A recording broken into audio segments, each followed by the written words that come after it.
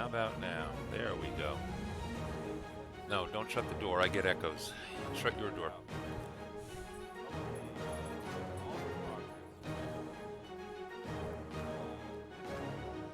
Okay. That disaster averted. Let me maybe.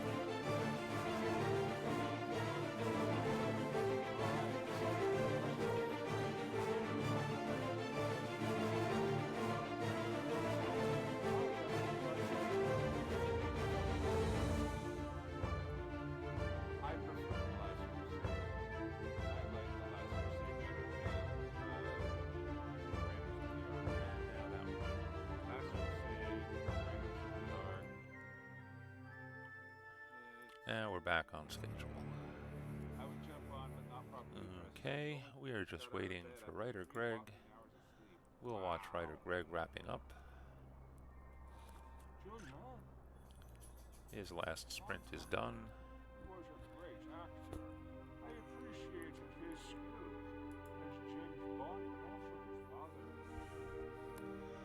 So we should be getting started any second now.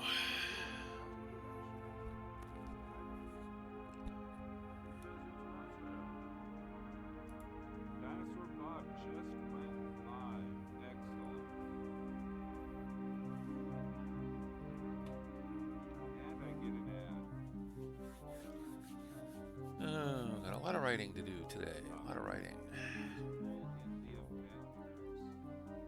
All the original Avengers, the British Avengers show.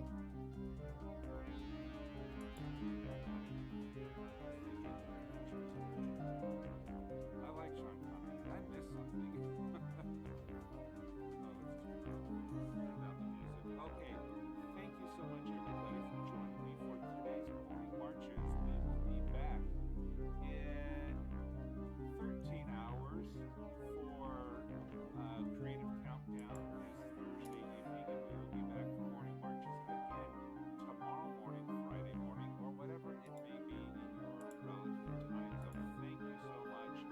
Thank you for joining us, friends, being a motivation for me to get my butt out of bed, and hoping to be the same for you. If you like, please follow, and so you can receive the notifications of when I go live. If these streams have been helpful for you, I would truly appreciate a subscription to help support the channel, and it's about a cup of coffee a month.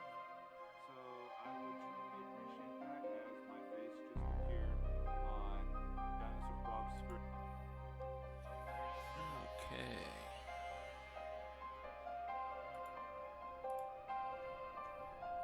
Let's see what this looks like. Where we're getting started.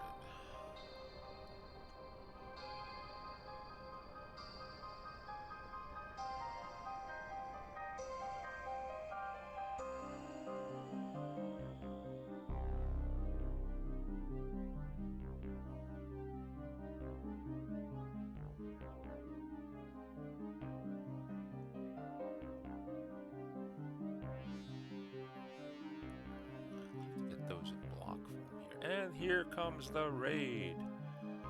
Good morning, afternoon, or evening, everybody. How is everyone doing today? It's a lemon raid. Isaac, good morning. Kiddapoy, good morning. Mushy Tangerine. Dazzly Cat, Chrysalia, Agamemnon Games. Greatness has arrived. Modesty, too. DM Stretch, you got a whole 3 hours sleep last night. Oh, better me than you, I guess, or better you than me. Well, we're gonna have 3 hours of stream today, so that kind of evens out. Yeah, I'm starting an hour early today because we don't like to have gaps in our schedule in the Anvilite Streamer Core. Who else is coming in here? Let's see, Writer Greg, of course. Good morning, and thank you for the early round of sprints. I'm gonna try to keep up the whole sprint thing today, because I have a lot of writing to do too, so I can actually use it. So those of you who were on a writing roll with writer Greg. Hopefully, I'll be able to help you keep it going for as long as you can last. Like I said, I'll be streaming for 3 hours today, assuming my voice holds out. I'm sure it will. It always does. So why don't we just do a quick recap of where we are and where everything is. I'm not gonna go down the Synergasia rabbit hole this morning. I'm gonna mention it briefly. We did have two new players came in as of Tuesday, I guess. Coffee Quills, who may or may not still be here. I know I saw you over on Writer Greg's. I don't know if you're still here or if you called it a day or a night or whatever. And Moonflower Writer has also joined us. So we've got them all set up. They're ready to go. There's nothing else really new going on in Synergasia. So we're up to 15, though. We do still have room for anybody else who's interested. If you don't know what Synergasia is, ask in the chat and I will explain, and I'm sure a few other people in the chat will explain. But let's move on from that and get on to the good stuff today. Thursdays is the day that I try to work on my actual adventure-related stuff. I'm doing world building for an RPG campaign setting. But that, I know a lot of you folks out there are doing, writing for writing's sake, novels, short stories, etc. There's an awful lot of similarity, of course, and in fact, in the RPG world, there's a lot of writing to do, and it's not just the world building stuff. I am actually trying to put together a campaign setting, which requires a lot of descriptive, writing. But the other thing I'm trying to do is put together actual adventure modules that people can pick up and run a game session through, and that requires script writing somewhere between creative writing and screenplay writing almost. Some of it is script for a dungeon master or a game master to read. Some of it is action description. The biggest challenge that we have as adventure writers is the fact that we don't get to decide everything that happens, but we have to try to anticipate what's going to happen live at the game table, so that we're prepared for any eventuality. So it's actually an interesting challenge from the writing standpoint. We get to set the scene. We get to define the major action, I would say. But we don't know how the action's going to turn out. We don't know what the aftermath is going to be from a particular bit of adventure. And as I said, we have to prepare for eventualities. Otherwise, we end up having to make it up on the fly at the gaming table. It's not that different, and if you've never tried it or seen it, you'll get a chance to see and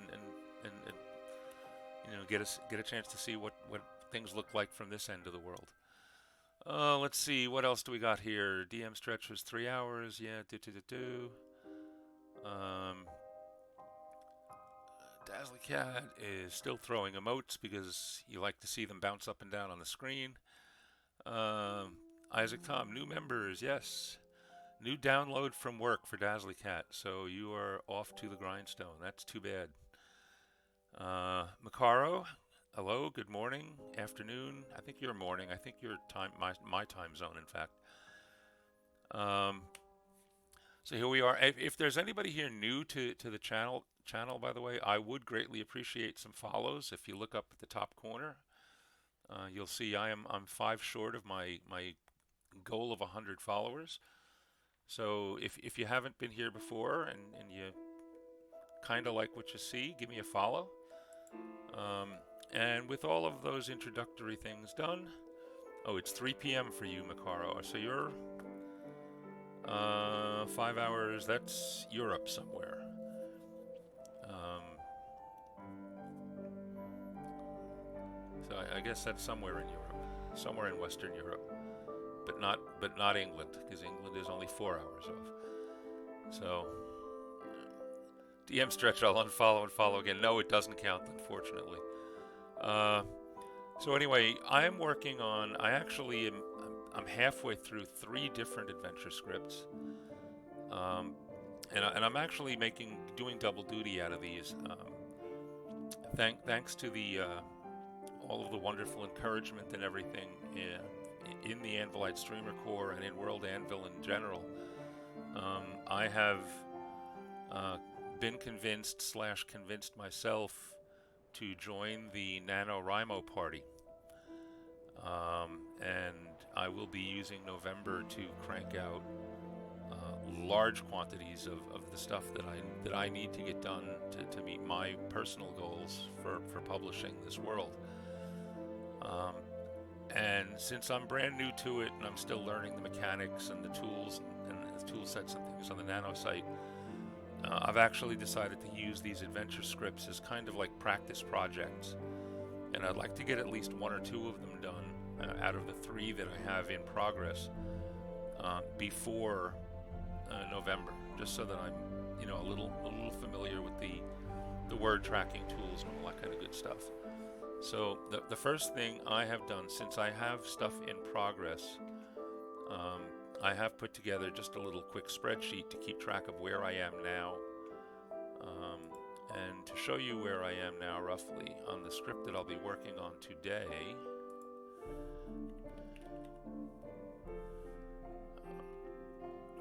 I'm using the various the plot templates in their 2 forms in World Anvil to do this tracking.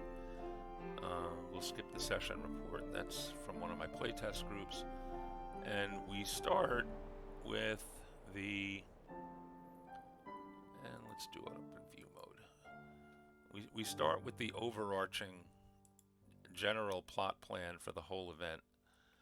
And I'm not going to read through all of this. I'm just going to kind of show you what's going on here.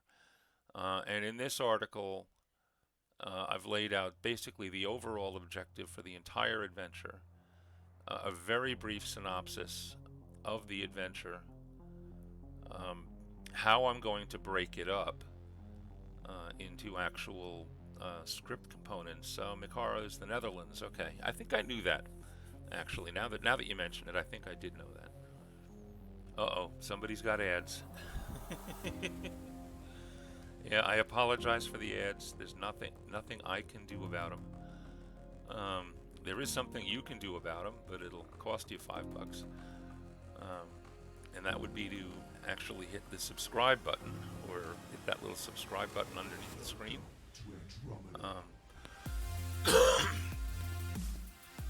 The way those ads work, real quickly, I mean, Twitch is great and it's potentially free, but if you ever stop to think about the massive sizes of the data, of the data centers that are needed to store all of the to store and manage all of the content that people around the world throw up on Twitch, they have bills to pay too, unfortunately. And yeah, I know it's a big company, and I know, but the reality is they have bills to pay and they have people to pay.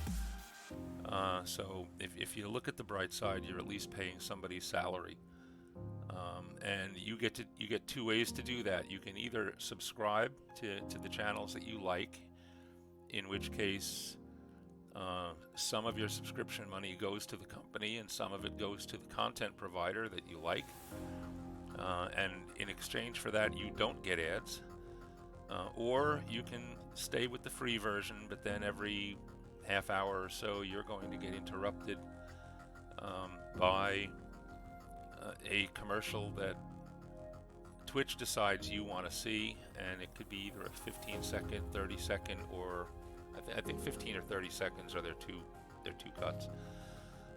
I will be taking a break in the middle of this session, and I will throw an ad up, or an ad slot up at that time, so that at least that'll calm things down a little bit.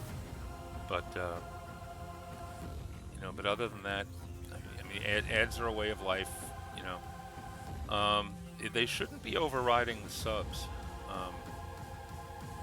You got a gifted sub for a band stream, and you still got ads. That shouldn't be happening. But they are playing with new stuff. I will also add, in the long run, what they're actually working on now. I'm sure any of you who have surfed through Twitch and you land on a channel that you think you might be interested in, you usually end up, since you haven't followed it or subscribed to it yet, you end up starting with a 30-second ad. And I know, for me, if I'm looking for something to watch, all right, I'm not gonna, my first reaction, if the first thing I get is an ad, is to look for the next thing to watch and hope I don't get an ad on that one. So as far as the content providers are concerned, not starting off with an ad is probably going to be better for us. I guess we'll find out. I mean, they are claiming that this is an experiment of sorts, so we'll see what happens. But they are also at the same time kind of sneaking in, I think, a little more advertising. I will say, according to what they've told us, if you do get hit with an ad, your video stream should be paused so that when the stream comes back, it will pick up where you left off, so you won't quote unquote miss anything. That said, you will now have a 30-second lag between your chat and your video, but I guess they'll have to figure out how to work all that out too. Okay, and like I said, I can plan in ad breaks, and trigger them myself, and at least have some control over them, so that I could do them when something important isn't happening. But we'll have to work that out. I still haven't figured out how I'm going to deal with things too. DM said you've seen it on other streams. It's a new thing. Isaac, I've gotten conflicting news on that. At one point they said the stream would continue, minimized and muted during the ad. Yeah, I haven't seen that. Oh, this one got minimized to the top right and muted? Oh, okay. So, all right, so you are kind of seeing what's going on. What I will probably do in the future is actually plan. If it looks like it's going to get annoying, I will plan an ad break every half hour, because I think they're targeting. I think if I run an ad, they guarantee to leave me alone for, I think it's something like 21 minutes or something stupid like that. So I'm gonna try maybe every half hour, and we'll see if that at least gives me some control over when the ads happen. But that is what it is. I'm not going to deal with that today, because I'm going to have to do a little research, I think, thinking about that. Okay, so anyway, back to where I was. So I have this overall master article that like I said, that just kind of generally lays out the whole thing. And then I go into a series of individual articles, and here, for example, this one is pretty much done. I'm not going to be working on this one today. And you can see the way I lay out my scripts. I have narrative pieces for the game master to read, and then little gaps with instructions for the game master for what they should do and when they should allow the players some free reign and so forth. This is the opening one, so there happens to be a lot of narration, but they go through, and I'm not going to go into excruciating detail here, but they go through, and then you come along, and finally you get to your first bad guy, and I want to see if I can put a minimized stat block in here that I can pop up when I need it instead of the whole large one. But this is the first actual encounter, and this is the bad guy that they're going to encounter. And then we have a little resolution bit. The party deals with things, and this is going to wrap up scene 1, and we're going to move on to scene 2. Each one of the scenes is basically an encounter. Then I have a few other NPCs that I have to add to the bottom here. Oh, I will add one more that I know I need to add in here while I'm in here. So let me go back and do that. Edit article, edit plot. We have one more stat block.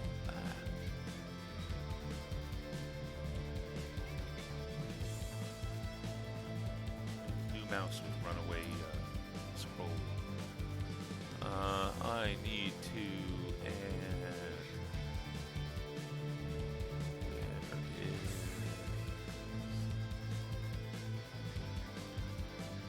Where is my naiad? Why isn't my naiad here? Have I not created my naiad? I have to create my naiad.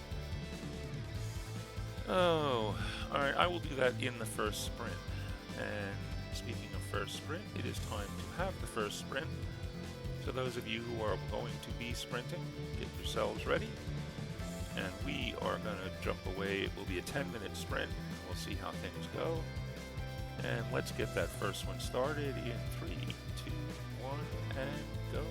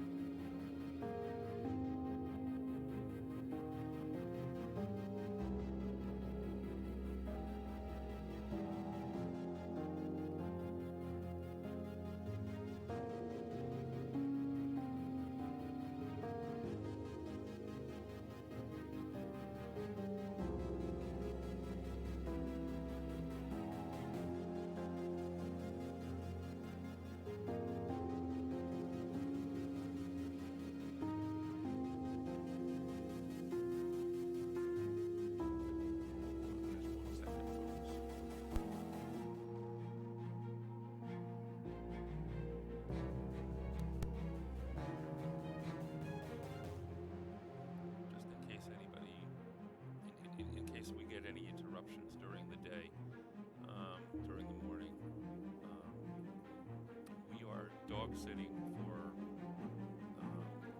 my brother-in-law, who just moved into the neighborhood. He moved down from New York City to my little town in New Jersey. We are dog sitting today while he has his internet installed in his house. And we have to keep his dog away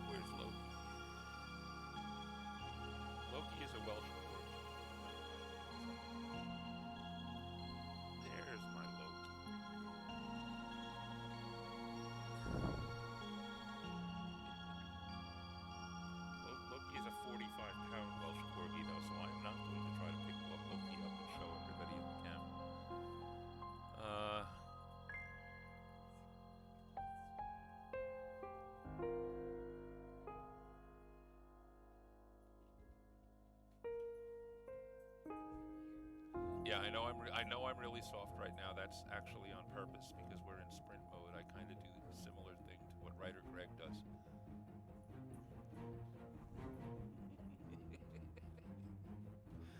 Oh, it's going to be one of those mornings. Okay. Oh, she played a key role in establishing the inn.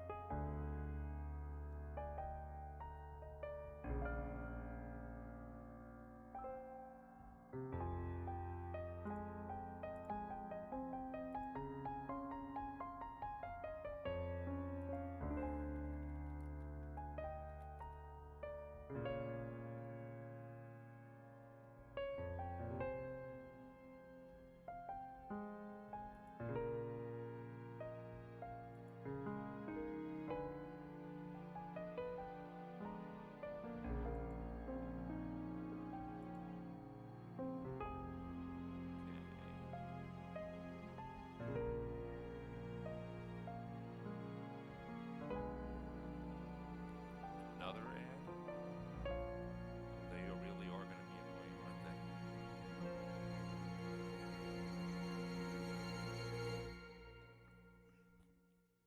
Looks like I definitely am going to have to do something about that.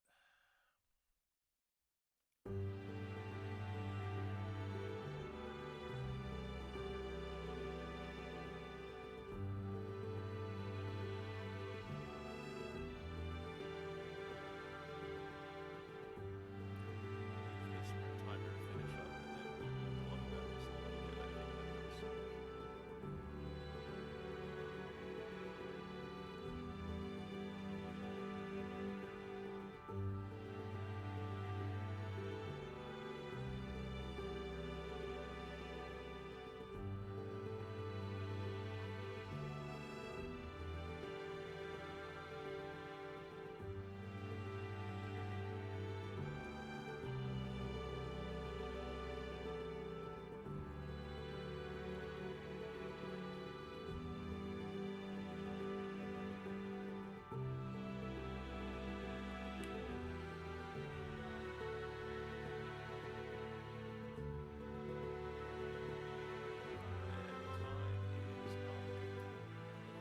And as I said, time is up, so let's jump back here.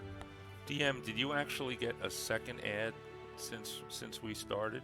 Did you get one at the very beginning and one just now, or did you get two kind of in the middle of the stream?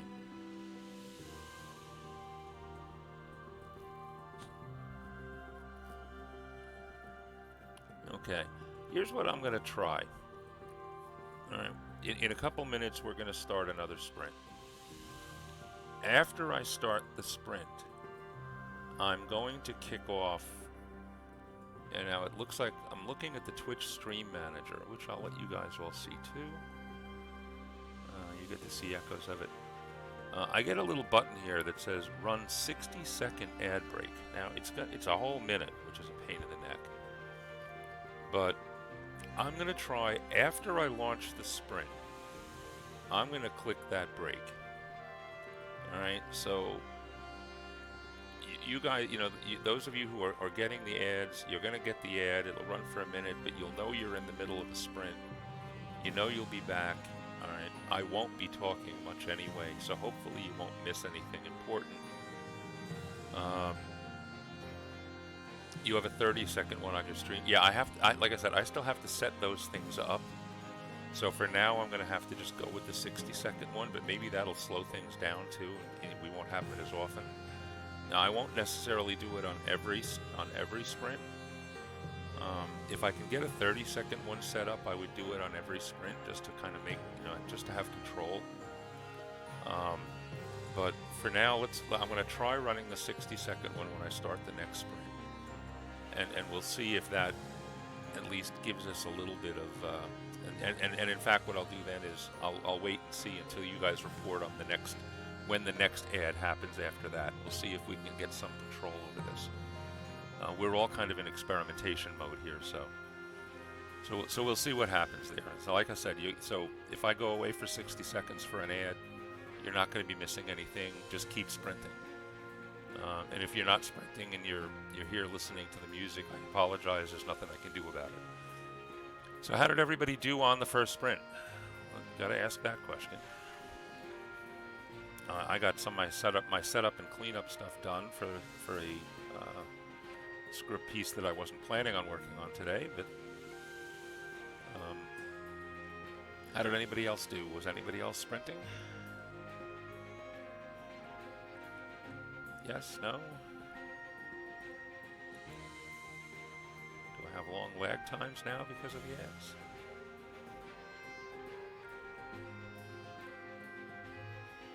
DM Stretch is doing CSS work. Yeah, there's been a lot of that going on too. I'm forced myself to not do that today. In fact, before this stream I went in, I've created myself a separate test world just to play with my CSS. And I stripped out some of the stuff I was playing with in this world. Because it was just starting to get a little messy. I figured I'd wait and do it all. I'd get it all clean and then copy it over. Macaro, walking from train to train. Well, that's work. Yeah, DM finally caved 2 nights ago and started working on it. Macaro didn't sleep much due to going to work, so rather tired. Well, keep yourself going during the day. Get through the work day.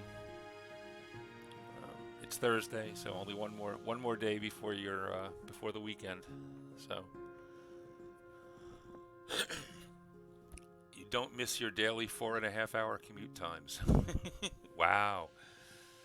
Yeah, that could be ugly. I used to have to commute regularly from where I live now into New York City, and it was about a 2-hour. It's 45 miles. In the off time, you could probably get there in about 45 minutes, but during rush hour, it was about 2 hours. So yeah, I lost almost 4 hours a day. When I got the opportunity to start working from home, I jumped all over it. All right, so looks like nobody else has anything to report on their sprints, so we're going to try the next one. And as I said, I'm going to launch the sprint, then I'm going to launch an ad. And you guys can report back on what that experience is like for you, because I don't see it. I have a feeling I'm going to see more of them today as I watch other people's streams. But you know, we all have to kind of stick together and work together through this whole ad thing, and I'm sure we'll all figure out how to make it work.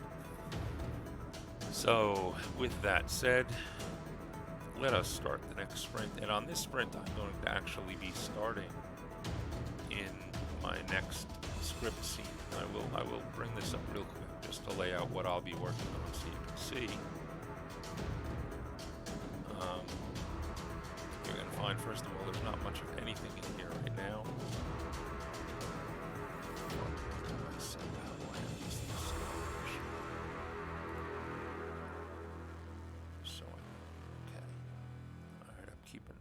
Keeping it simple. That's all.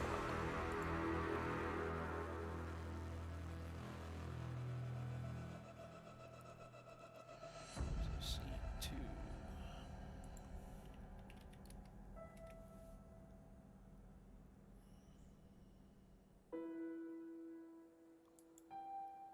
That's what we're working on. All right, we'll start the sprint in 3, and the sprint and the ad. Oh wait, before I do, DM, is there any way in CSS where you can change things for an individual article? Yes, you can. I will answer that question right now. I have an article up right now. If you go to Design and you go to CSS, you'll see there's a whole block for article CSS.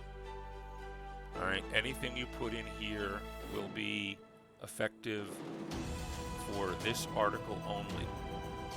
Alright, and you use the same class designations.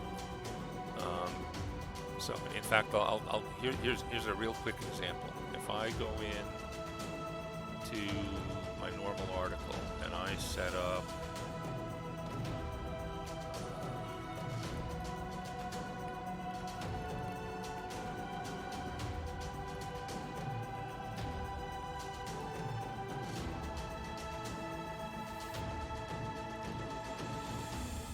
a header.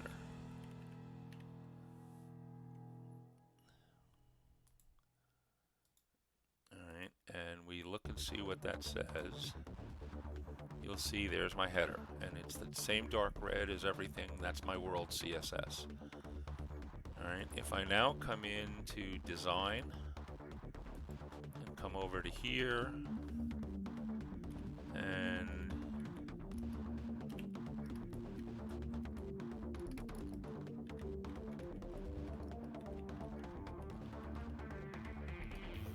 from scratch, so hopefully I get it right. Alright, and I now override, I'm basically going to be overriding my global definition for header 1. I'm going to change it to dark green. And if I do a save changes and come over here and refresh, nothing happens because I have the syntax wrong. This is the danger of playing with CSS on the fly. So let's see real quick, what did I do wrong?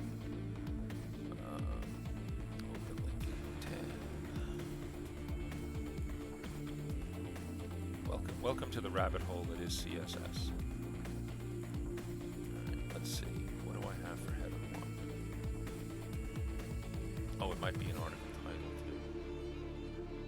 Oh, that's right. No, I have to play games. Header 1 becomes header 2. Header 2 becomes header 3.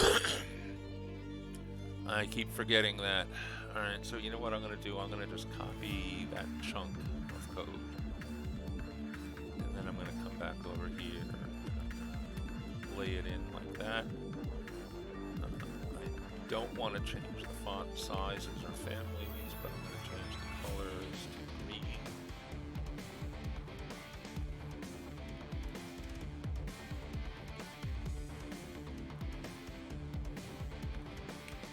It should keep all of the other stuff, you know, all of the other bits and pieces should stay alive from before. So having done that, and there we go. And that's because I changed header 1 and header 2, you see that these change. Alright, so that's one way. Now there's another way. If you want to change, if you have a whole bunch of articles that you want to have changed, you know, like a subset of your world that you want to have unique things for, or you want to override some CSS for, there is another option. And that other option comes into play with this extra this other field down here, this additional CSS classes. And the way that works is if you put in here a name, all right, for example, I'm just using Amalthea because that's the name of these scripts. All right, what this will do is it'll create for this article, it will create a class container. And now, if I take this code out of here,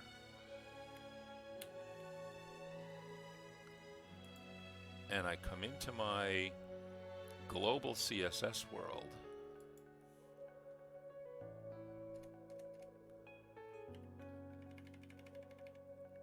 and I add to each of these, gotta spell it right,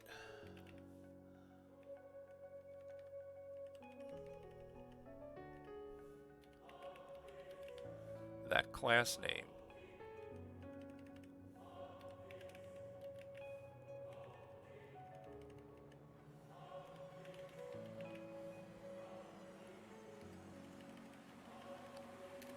So hopefully you're seeing what I'm doing here. I've added the .amalthea to the main parts of these tags.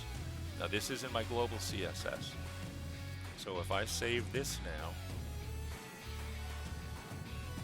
all right, and come back and make sure this is saved. Now again, there's no article CSS here, but I did set the class down there. This should stay green, and it does. And more importantly, if I come in to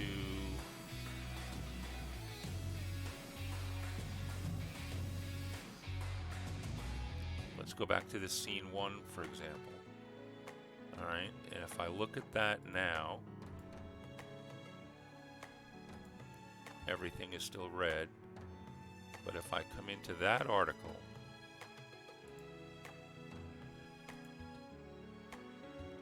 all I have to do to make that new stuff take is go into design, go into CSS. I'm in the wrong article. This is the one I want to be in. Alright, I go into design, I go into CSS, I come down here and I say Amalthea, save the changes, and now when I view this, it's all green too. Or at least the pieces that I changed. Alright, so add again. Oh, of course I'm doing this, and I'm doing this explanation for DM Stretch.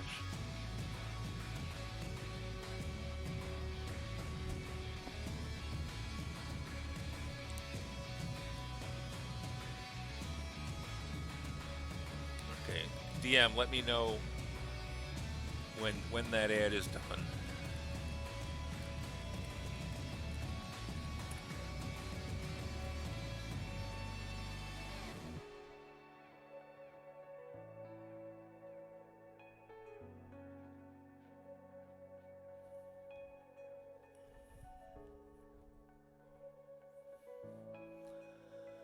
Oh, this is going to be annoying. That was just in caps to stand out, by the way. No. Is the ad done? Are you back? Okay, so I don't know how much of my explanation you missed, but I just demonstrated two methods of doing it. The class thing is very interesting, especially like I said, if you have a whole bunch of articles that you want to have their own look, and you don't want to have to do everything. Ed was done ages ago. The class approach is good for bunches of articles, but if you have anything that you really need is just a one-off, then you have that article CSS section as well. All right, so now, having gone through that, let me go back, and I'm going to take this out of here, because I don't really want it there.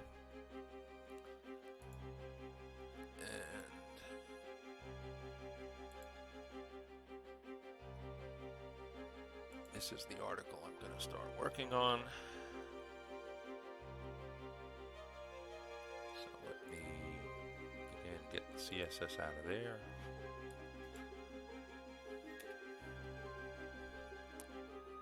And that said, all right, I am going to, and I apologize, DM, because you were getting all added out, but I am going to launch the sprint now, and when I launch the sprint, I'm going to launch the 60-second ad block, and we'll see if that, we'll see how long of a reprieve that gives everybody from ads from that point. So it is 9:49 right now. I'm going to make a little note of that. All right, we're going to start the sprint in 3, 2, 1, go. And again, we're going to do a 60-second ad.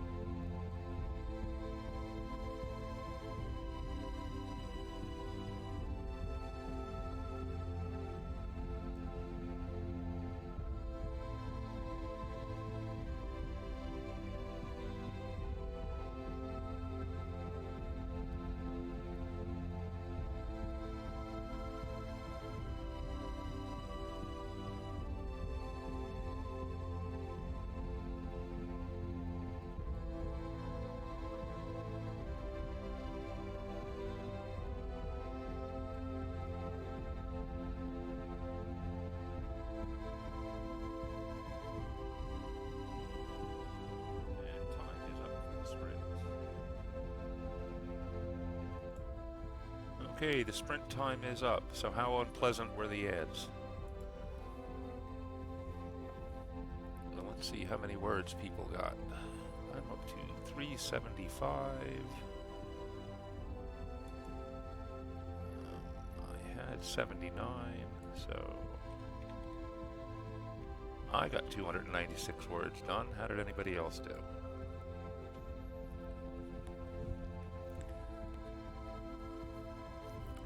Let's see, catching up.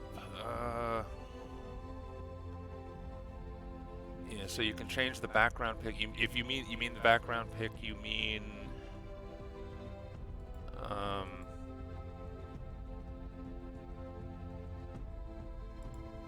you're talking about the thing that shows up on this what is the gray area on the sides of this screen?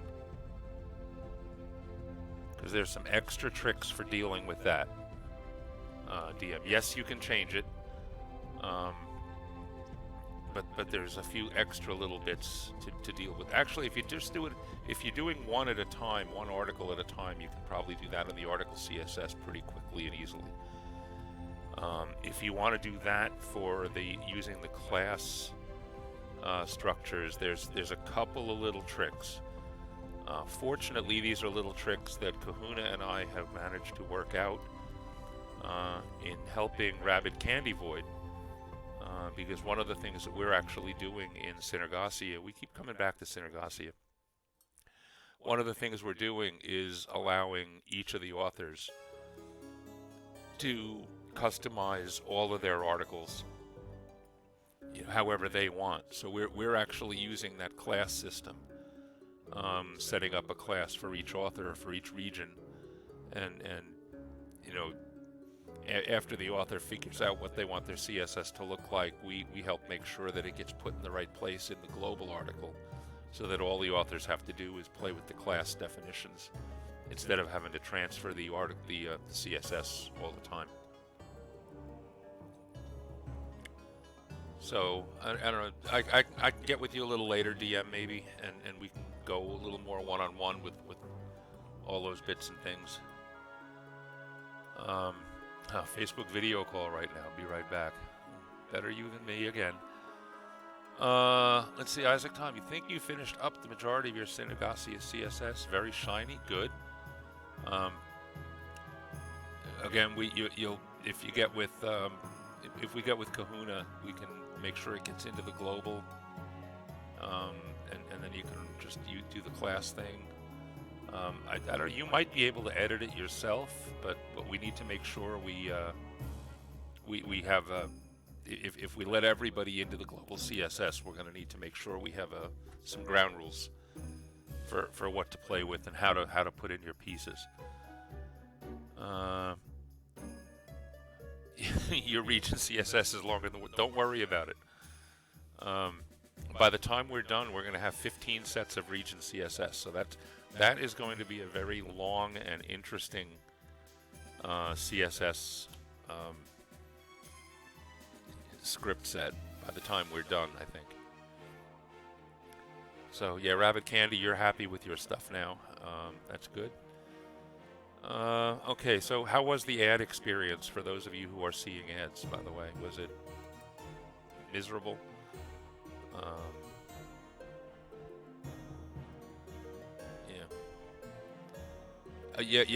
Isaac, what we've been asking is that try to play with it as much as you can in like a test world or something like that. Make sure you have it where you want it, and then you can give it over to Kahuna in a block with the class tags, of course, already in the pieces that you're doing, and then we'll do the final fit and make sure everything really is working the way you want it to. A little more interactively. I'll probably be doing a lot more with you than Kahuna because of time zones. Although I guess you can catch them. Well, I don't know, depending on your schedule, but I don't usually see you as much in my evening, which is your morning. But I'm versed enough in CSS that I can slog my way through stuff too, and that way at least it's just Kahuna and I that are doing most of the edit work. And I catch you most mornings, so that's not a problem. Yeah. The Kahuna Quiet. Actually, the Kahuna Quiet is the best time because that's when he's actually working on stuff like that. So let's see. How did I end up doing?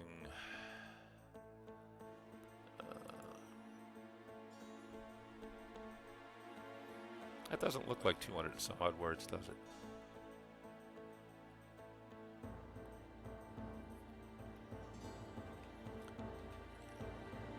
But yeah, styling can wait. Yeah, you're more demanding map-wise, Mikaro. Yeah, there's a lot of. I mean, but that's again that's the contribution that Kahuna and I are making. We're helping to manage the mapping. We're helping to manage the CSS. Um, we'll throw out the prompts on on occasion as they're needed to. Um, and that's like I said, that's our contribution to the whole effort, at least for now.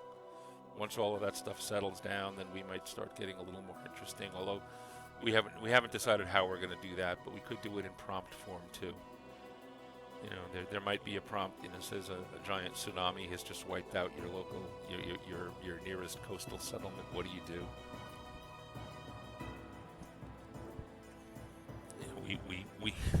We have reserved the right to have Godzilla rise up out of the waters too, or that sort of thing. We'll see. Brain demands shiny. Why I spent at least 5 hours drawing 25 25 villages and some rivers and railroads and difficult terrain. Styling can never wait. Brain demands shiny. Yeah. Yeah, different shinies for different people. That's true. All right. Well, let's go. I stopped in mid-idea and I want to get back to it. So let us get off to another sprint. I'm not going to launch an ad. By the way, I got a little note when I hit the ad button that told me that should suppress in-stream ads for 21 minutes. Now, when I wrote down the time, of course, that was before I stopped to do the quick explanation for DM Stretch, but I'm going to assume it was about 9:55 when I hit that add button. So that should take us, just another few minutes. You know what? I might have to do this in front of every sprint. So let's see if we can control the ads from here on out. I'm going to start a sprint. And when I start the sprint, well, no, it's not that they want us to run the ads every 20 minutes. It's they promise that they won't run them for 21 minutes after you run a planned break. And there's no guarantee that they'll run one at exactly the 21-minute mark. But after 21 minutes, if you don't run another one, then they could interrupt you whenever you're, wherever you are or whatever you're doing. Again, it's what they're really trying to do here, of course, is get people to subscribe to channels. All right, let's not kid ourselves. That's what their real goal is to get subscriptions in, which they get their chunk of the money from. And it'll be interesting to see how many people break down and start taking ads or taking subs at least to the channels they watch a lot. But that's money. That's money out of our pockets. So some of which, at least, like I said, goes to the content providers, but it's a 50-50 break. So we'll see. Yeah, I can take occasional screen breaks too. Well, today I'm doing a 3-hour. So after the next sprint, I probably will take just a quick 5 minutes and get up and walk around. That'll be about 10:30. That's about halfway through. So 10:30 for me anyway. But let's get through one more sprint. I'm gonna launch the ad again, just to again maintain some control over my stream here.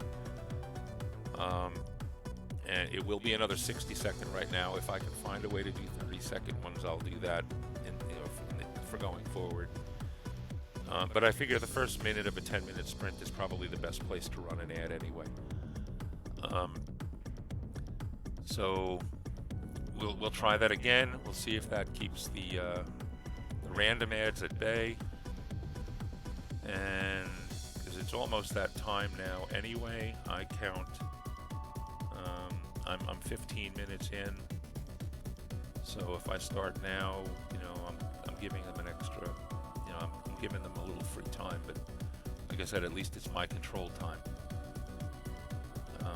So let's give it a shot. We'll see what happens. And this will carry me through to my next planned break anyway. So we're going to start a sprint again in 3, 2, 1, and go.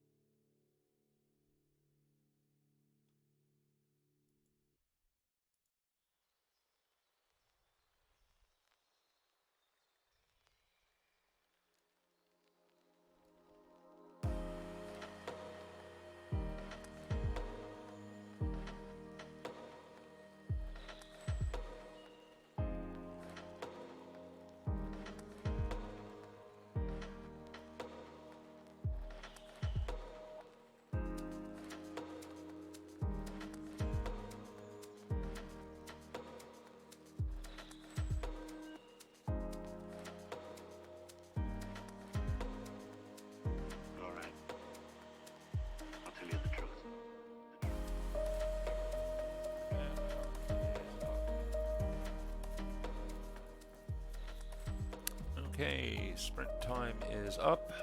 How did people do?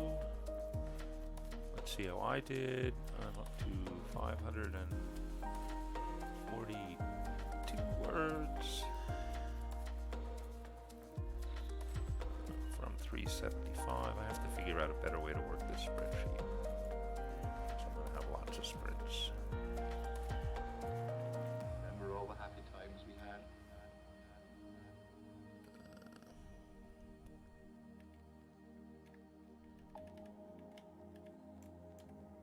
Another 167 words, not bad. Very much alike. I'll have to work up a little more generic spreadsheet, but I'm trying to keep track of my total work for the day too, so.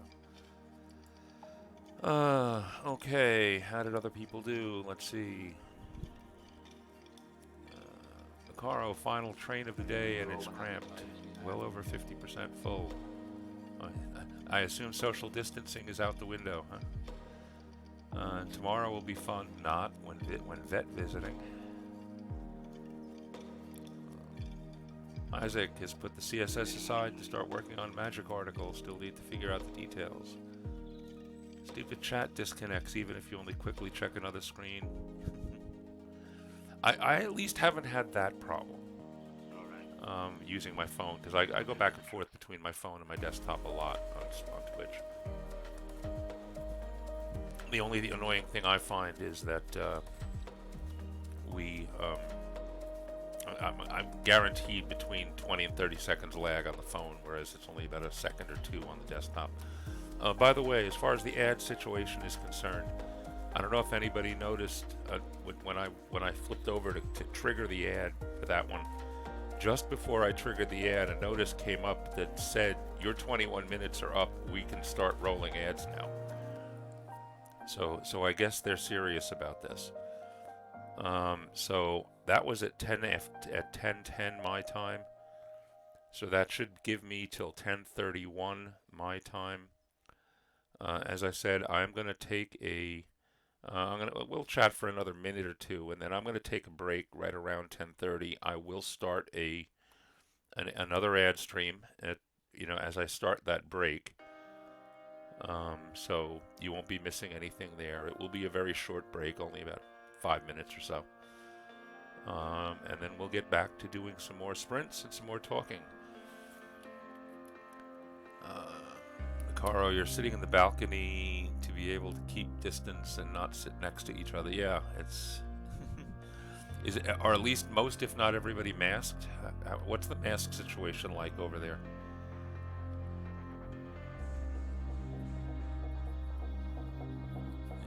It's amazing how all of a sudden antisocial we've had to become as a society because of this. It's the one unfortunate thing, really.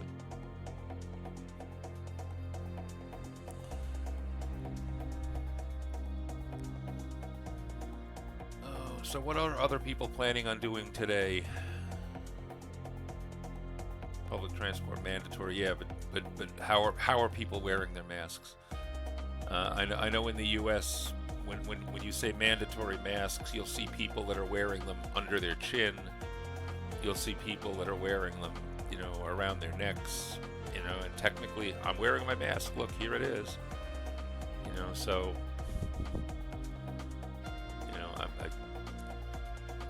I hope that, people in other parts of the world are at least being a little more careful than we are definitely, we the United States are definitely not setting the example that we should be setting. But hopefully we won't have much more of that either. Oh. So what are other people going to be working on today? Isaac, I assume you're working on articles. Well, you'll be going to bed soon. Oh, by the way, Isaac, I've been Minecrafting. Minecraft works beautifully for me now. I've been very happy. Only lost all my gear once to an attack. Had a wonderful, I'm just getting started in a friend's world, and I went out, set up my base. I had a spawn point set at a friend's base, and I went out to figure out where I was going to start. I haven't come across any sheep, so I haven't set up a bed yet. So I'm working and working.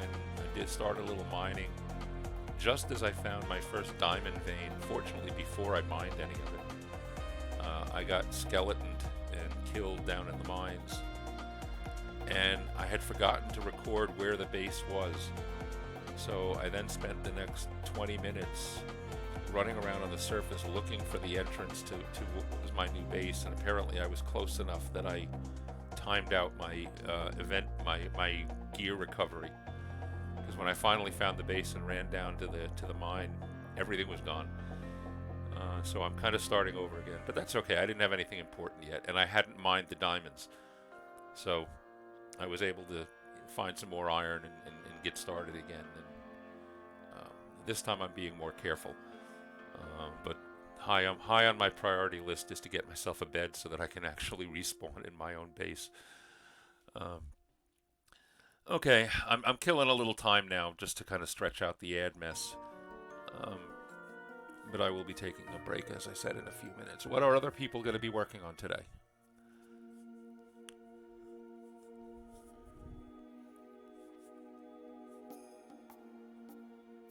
Anything? Anybody? DM, what are you going to be still CSSing all day, or?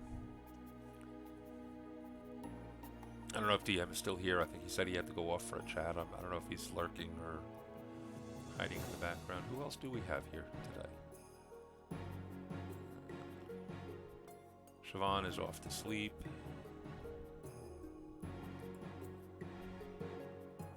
Looks like we have a few lurkers, maybe. Makaro, Greyburn, and a production deploy. Oh, they're always fun. I don't miss those days. I really don't. All right. Fun category description, and then work on Alliance a bit. Yeah, I still have to get to my Alliance article. I mean, I've got most of the text done. I'm not 100% happy with it, though. I'm gonna definitely have to go back and run through it again and clean up a whole bunch.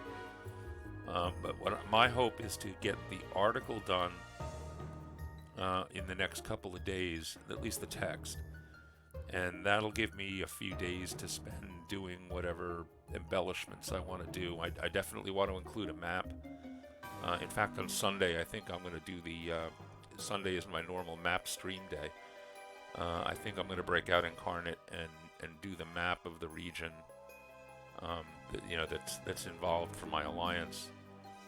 But I need to do the map. I want to play around with the diplomacy, the relationship charts a little bit too. Because, I mean, besides the standard simple one that's got the Alliance in the middle and all of the members around the outside, the interesting thing about my Alliance is most of the members really don't like each other. All right, they formed this alliance out of necessity and out of common greed, but they really don't like each other. So there's a lot of interesting interplay between the members that happens, kind of within the rules, but off to the side a bit. And I'm curious to see how I can represent some of that in the diplomacy nets or webs. So that'll be fun to play with. That'll happen next week sometime too. But like I said, I'm going to try to give myself almost 10 days to play around with the various embellishments to the article, and then we'll go from there. We'll see how it is. This is my first in-world Anvil, my first big challenge, shall we say. I mean, I joined just before summer camp. So, I mean, summer camp was big, of course, but it was big because of lots of little articles. This is my first, one article for the month, make it good kind of challenge. So it'll be interesting to see what happens. Makaro, so I'm going to tag each member and show a web of that tag. I don't know. Like I said, I need to see what shows up and how it looks. I also need to find out. I know there's a way to get the stuff out of the sidebar where it lists all of the pairs. There's a way to make that disappear. I definitely want that to disappear. I've been on about 6 streams where people say, "Oh yeah, there's a way to make it disappear, and here's how," and I was distracted and wasn't able to see the "here's how" for literally half a dozen times. So I'll need to be finding that out. And by my clock, my 21 minutes are up. So I am going to take a 5-minute break. I'm going to put the break screen on. I'm going to run an ad. And we'll see what happens as far as ad control from there. All right, everybody, catch you in 5.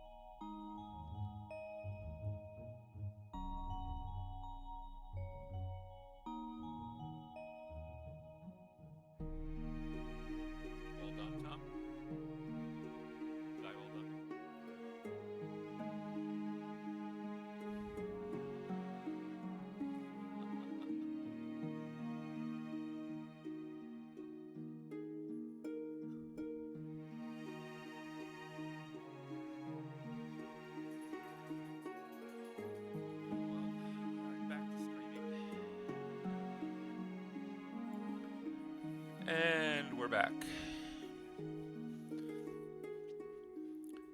Okay, so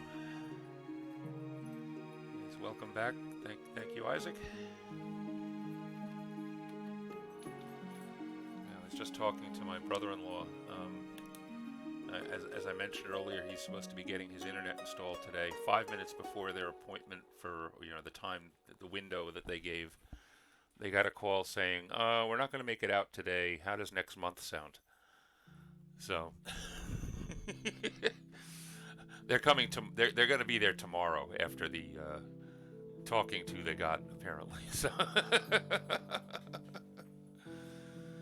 the code for removing the diplomacy.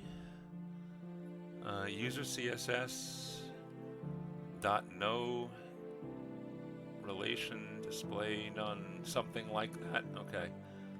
I will make a note of that.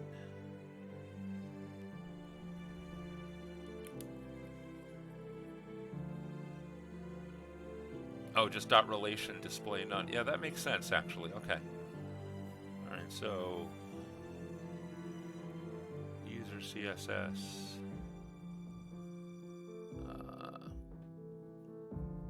dot relation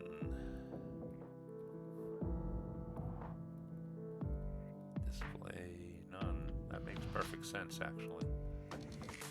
Once you know what it's called. All right.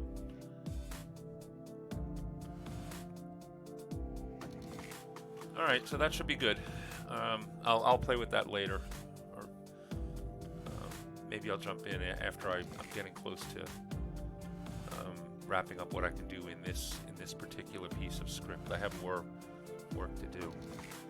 I have to do a little more research. I have to do my treasure results and a few other bits and pieces. When I do my scripts, I try. One of the things I'm keeping in mind when I'm building these is that it's not just for an experienced game master to be playing, but I'd like these things to be written so that somebody new, or a group of people new to playing role-playing games in general can pick this up, can pick up the adventure module and play the adventure, and not presume that they understand how all of the mechanics work all the time. So I don't know if you noticed, but there's some indications. Those of you who know Pathfinder will understand this better than others, but I put in a bit here, for example, when they first see the bad guys that they're going to fight, they have an opportunity to try to identify what kind of creatures they are, and if they're successful at that, they will learn some information about the creatures. Well, I'm gonna help out the game master again and give them a few bits and pieces of information that they can give out, so they don't have to figure out what that means or how to work all of that. If it's an experienced game master, it's easier for an experienced game master to gloss over a paragraph that they don't need than for an inexperienced game master to sit there saying, well, what the hell are they talking about here? What do I give them? What do I do? So I'm kind of writing for that inexperienced group. And we'll see. Macaro has got to go, apparently. And Stretch is back. Excellent.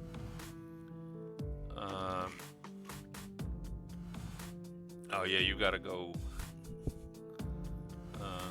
try to regain your breath at home after cycling first. All right, well, we'll catch you when you get back home. At least your day is done. So,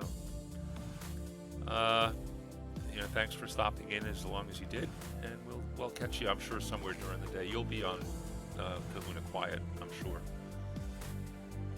So anyway, like I said, that's my mindset for building these scripts is to keep in mind the inexperienced game master who, even if they've read through the rules and they understand what a recall knowledge check is.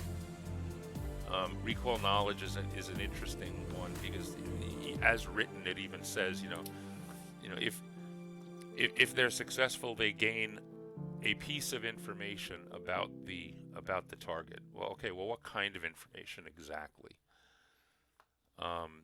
So I'm going to provide a few options, that and let the game master choose. I'll probably try to put down like 2 or 3 bits of information, any one of which would be result from a normal, from a normal successful check.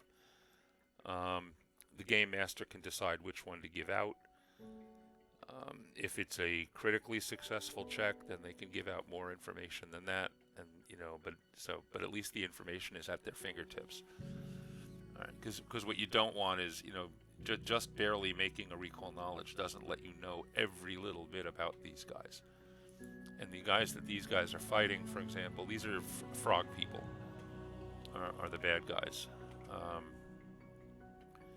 And one of the important things to know about them is, well, they have 2 unique types of attacks. One of them is their tongue, which actually has a 10-foot reach. So, these guys are going to be charging with weapons that would normally require them to get right up against you to fight. But before they get there, they're going to hit them with the tongue. So that should be a surprise.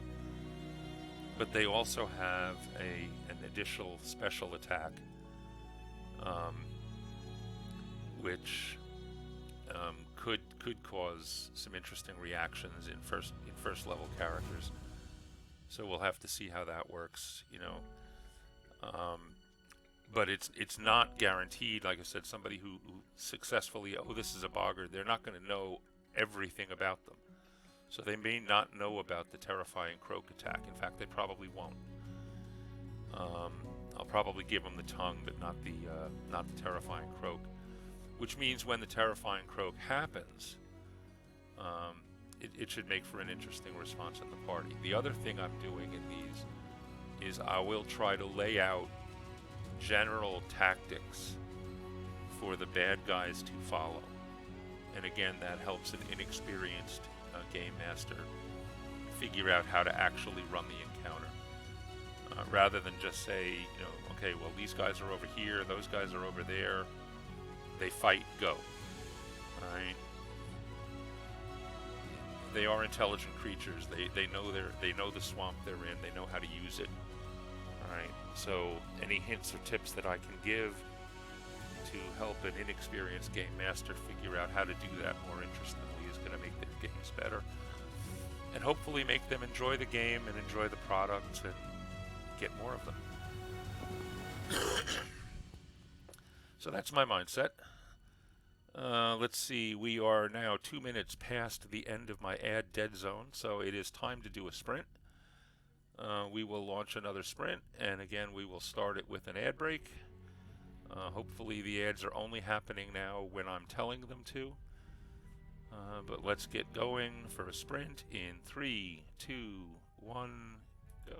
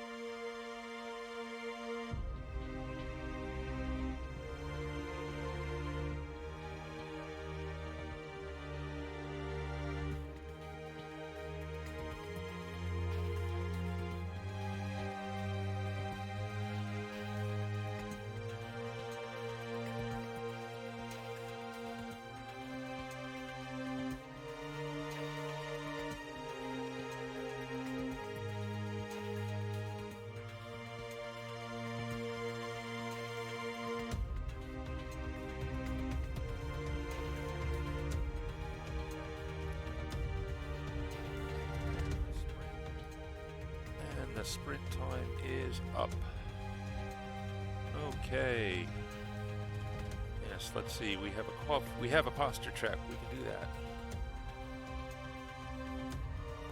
We have a caffeinate. We can do that. Probably wouldn't hurt to add a bit of water as well. So how did people do on their sprints? Let's see, DM, I just made a bit of an ID10T error. Just tried changing the background using article CSS. Wondered why it didn't work. I used the wrong picture. Well, that'll do it, yeah. I have a question, and DM, you might be the best one to answer this. These are first level characters. They're encountering Boggart Scouts, and you're looking at the stat block for Boggart Scouts up on my screen right now. And they have this special attack called Tongue Grab.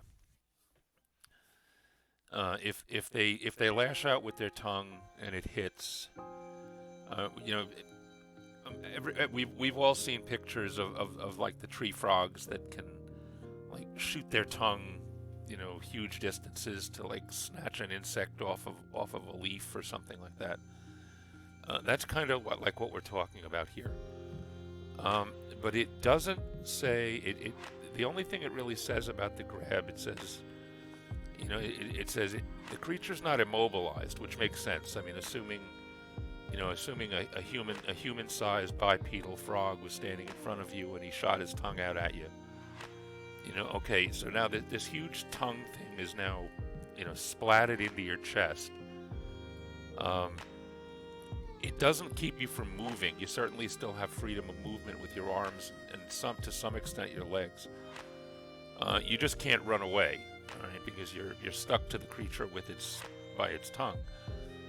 I'm wondering though, should it flatfoot? What do you think, DM?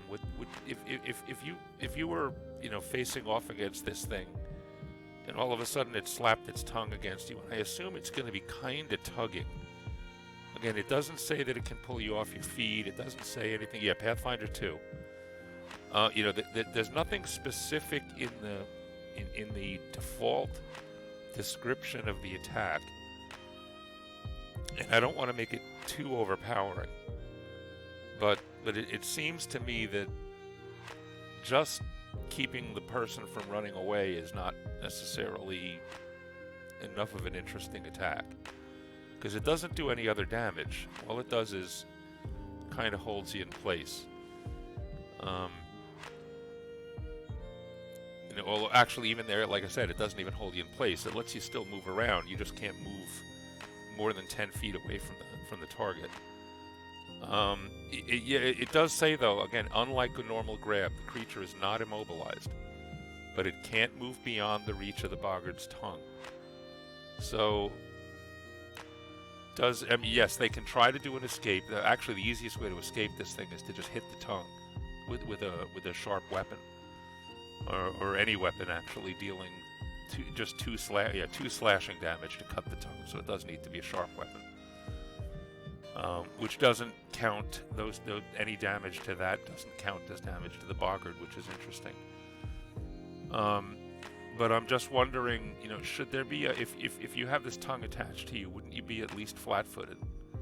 It seems to me that flat-footed would be a fair and reasonable effect. And for those of you who aren't sure what that means, it basically means it reduces your armor class by 2 points. I have the freedom to make these adjustments for myself if I wish. So, in 5e, it would be the grappled condition, deck save to avoid initially, or strength to escape. Here, there is no save to avoid it, but it is an attack, so they actually have to make a successful attack roll in order for the tongue to hit.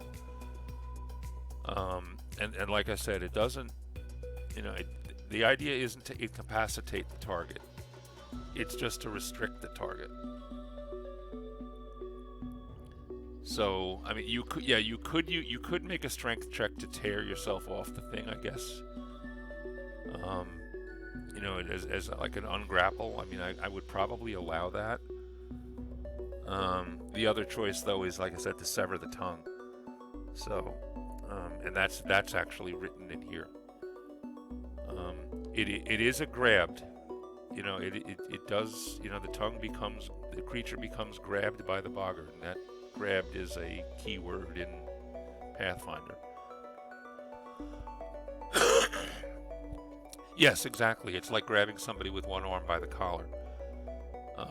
I assume, though, it's going to limit your ability to bob and weave and feint, and that kind of translates to being flat-footed. So,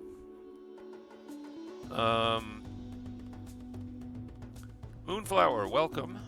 Yes, you have a region. You are in Region 13. If you check in on Synergasia, you will find that you are authorized to create articles in that world now.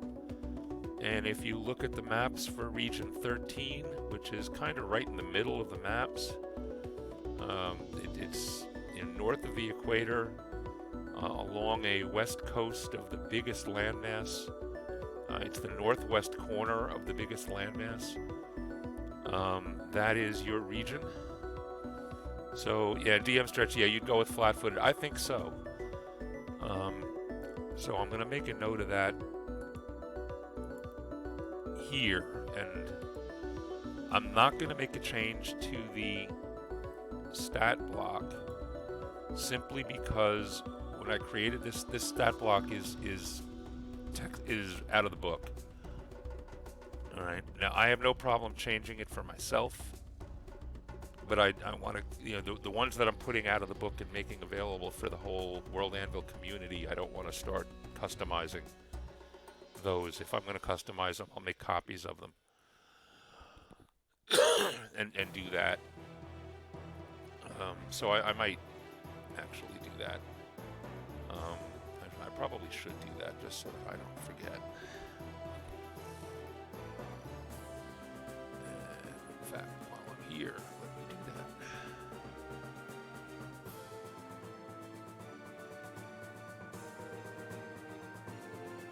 there's a block I can copy. Okay. It's good to know.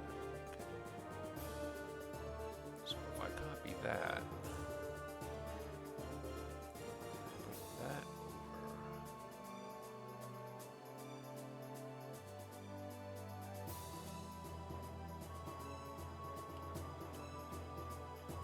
There.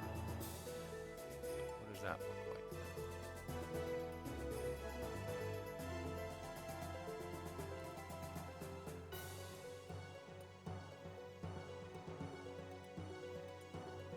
That's an ugly looking link.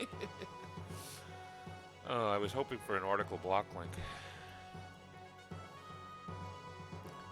Oh well, can't have everything.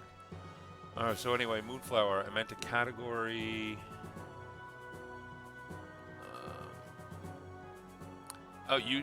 There should be, if there's not a category for your, what's your region name called?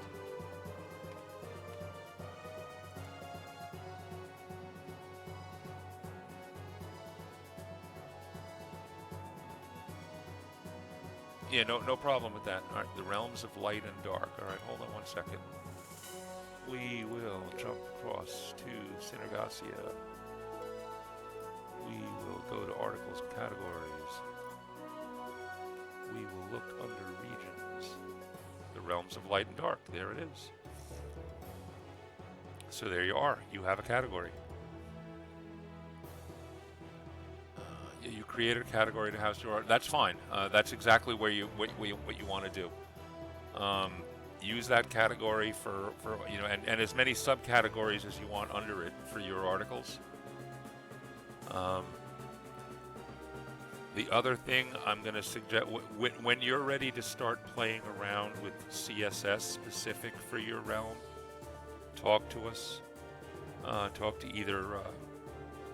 You can talk to a few of the other writers that are already ahead of you doing that. But we will also give you a CSS class name and I'm guessing light dark would probably be a good one for you, um, that you can use to customize your own CSS stuff. But yeah, you're fine. That's exactly what you wanted to do, was create a category under here. Um, and again, under this, if you want other subcategories, like, by the way, we're going to be taking like this governments and the settlements category that you see at the top level. We're going to be getting rid of those at the top level. But if you folks, they probably should be, if that's the way you want to organize things, you can put those things under each of the subregions. But that way, your own table of contents is, the contents will look better. Things won't be scattered all over the place. No, it is not a bad thing that you made a short class for your region. That's fine, as long as it's unique. That's all that matters, and YM doesn't look like it's going to interfere with anybody else. So Isaac, that should be fine. Not a problem with that. Alright, so let me get back to what I was doing, because I'm probably up on my ad timer yet again. So it is time to launch into yet another sprint. Getting a lot of writing done today. Oh, I didn't even check my results from the last sprint. How did I do on the last sprint? Let's see. What am I up to? 691 words.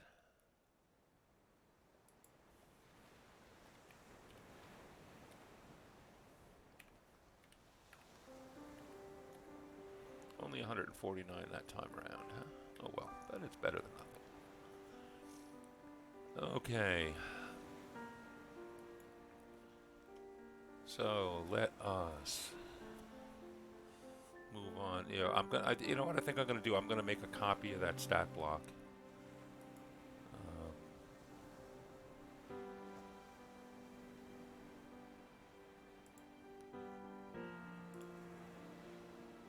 And bring it in as a custom.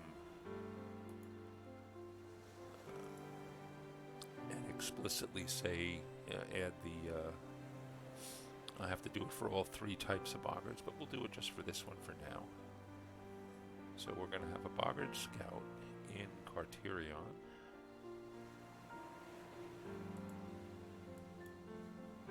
Why did I just hit that? I don't want to hit that. And we're going to rename this one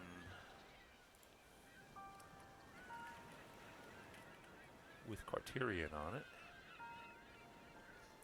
And we're going to add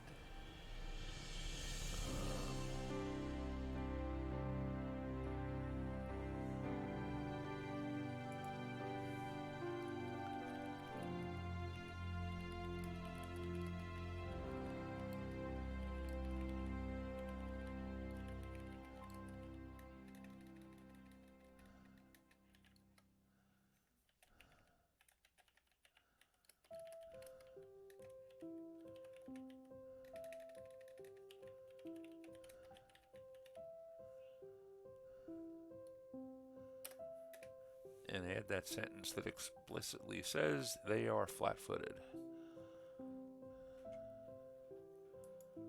So I can save that. Oh, this doesn't give me the copy one. Oh, because I have to view it.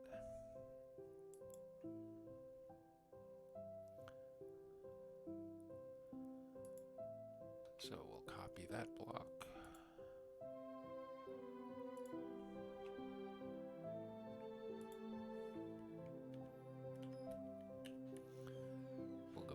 That. Okay, so that's ready to go. Okay.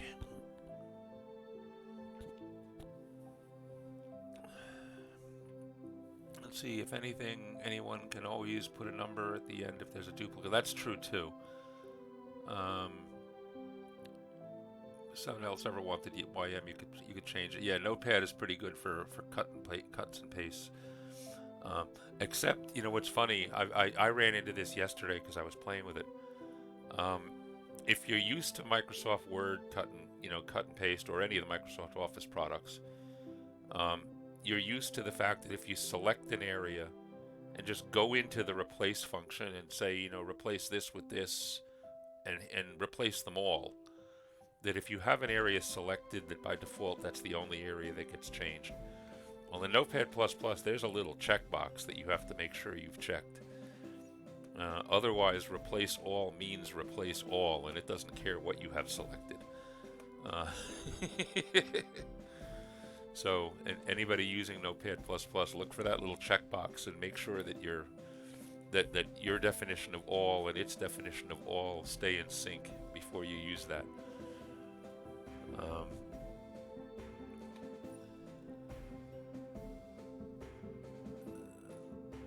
Okay, so how are we doing here?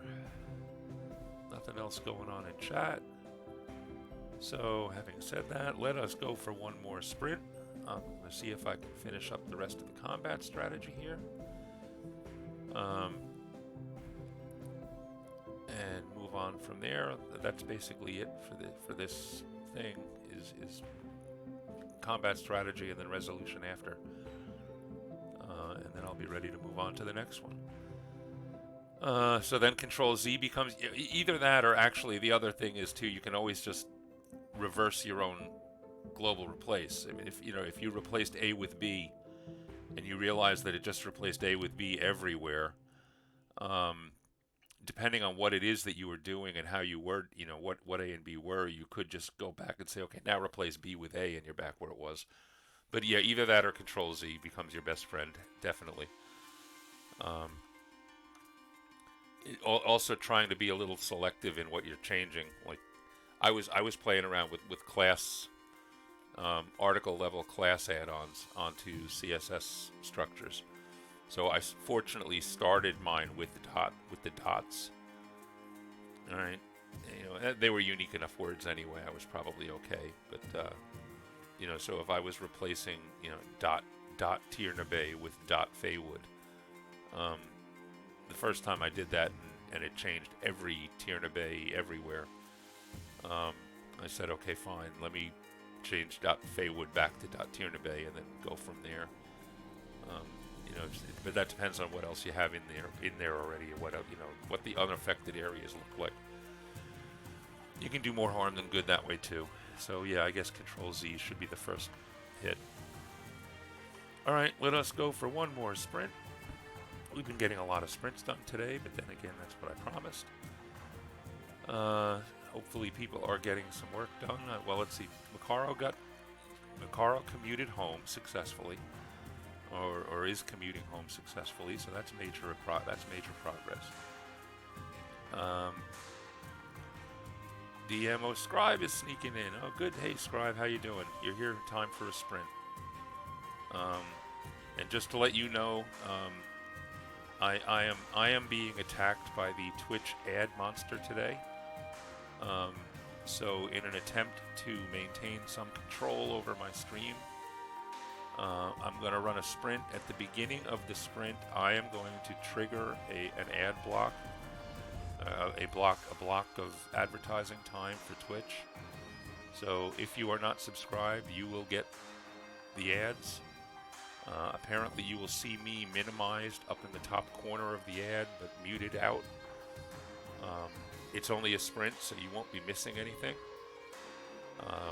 And after a minute, you'll come back, and for 21 minutes, Twitch should leave you alone then after that. So this is the new reality for Twitch affiliates. We're all going to have to figure out how to manage the ads. I don't like this 21-minute time thing, but we'll see how that ends up working out. I guess if they want 3 times an hour, they want to take their 3 minutes. So. Yes, there is money from the ads. That is another thing. By the way, I get a few cents from every ad that gets run. And of course, if you are a subscriber, that you won't get interrupted by the ads. You will continue to get the unmuted full screen stream. So, So that's yeah. You officially made it on Twitch last night. Never had a bot before. Got 2 in 5 minutes. Yeah, it's for one. If I run a 1 minute, if I give them 1 minute, they promise to leave everybody alone for 21 minutes. All right.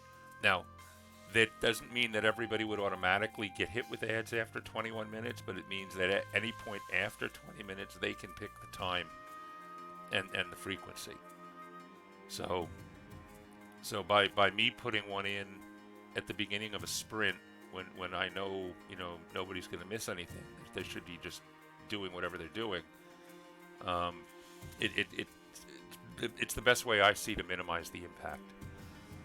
So that's what we're trying. So it is time to launch that sprint, and I'm going to launch it in 3, 2, 1, and go.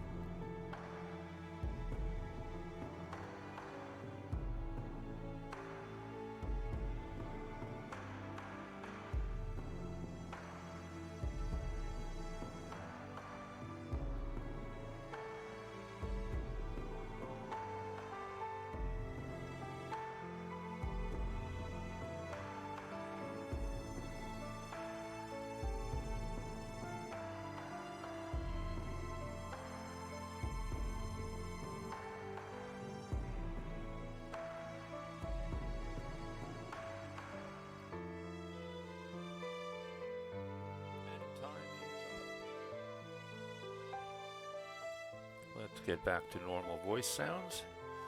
How did people do on the sprint today, or this time? Let's see, I am up to 914 words. I don't think I got a lot done that time, did I? Oh, I did.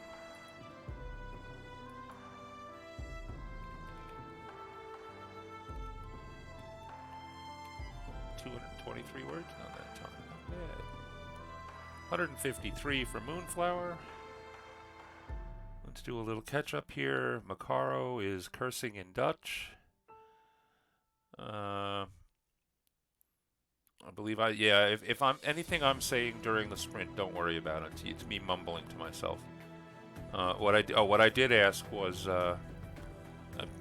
somebody, apparently one of my neighbors is doing some sort of major construction project outside today, and I don't know if the headset mic picked it up or not, but if you hear any loud grinding sounds and things like that, it's courtesy of the neighbors.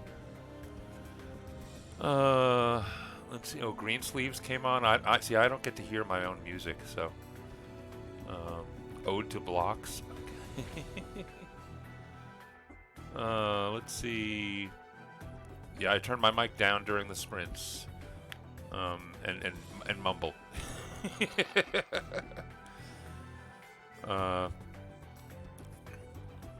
So let's see. That is so sad. Alexa, play Linkin Park, talking to myself. Well, I find it's a little better. I don't like going completely silent and completely music like writer Greg does. Because if there is anything important, first of all, I can just talk louder and hopefully it'll get through. And if I have to, I'll I can always flip back and forth between the settings on OBS. So I don't like to go away entirely, but I do turn it down because if I'm sprinting, then most of what I'm doing is reading back as I go or whatever. Which some people might find interesting especially if they're watching on a phone and can't see what I'm typing, but that's okay. Mikaro is going to commit a felony involving his project manager. Let's see. So what has your project manager done? Let's see. Can you deploy tonight? Sure. Checked code just in case. Okay, was someone going to tell me we never fix this bug? So this deploy would actually break functionality. So does that mean you're not deploying tonight, or does that mean you're fixing the bug and deploying tonight?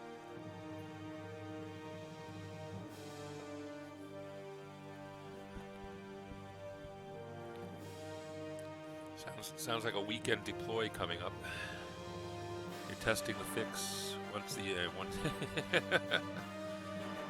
Oh, I haven't seen these acronyms in a few years. It's good to see them again. User acceptance testing.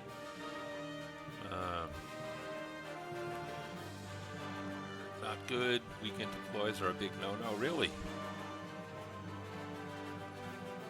Company I work for always liked weekend deploys because it gave you plenty of time to fix the inevitable problems that the deploys caused. Of course, if you were working on the team, that meant you lost a weekend. So we didn't like weekend deploys, but the powers that be thought that they were good. Yeah, actually, Thursday's probably a good day, because especially in the summertime, because people tend to take Fridays off. So you have a lighter load on Friday. It's not quite so impactful, and if there are bugs or problems, you have the weekend to fix them.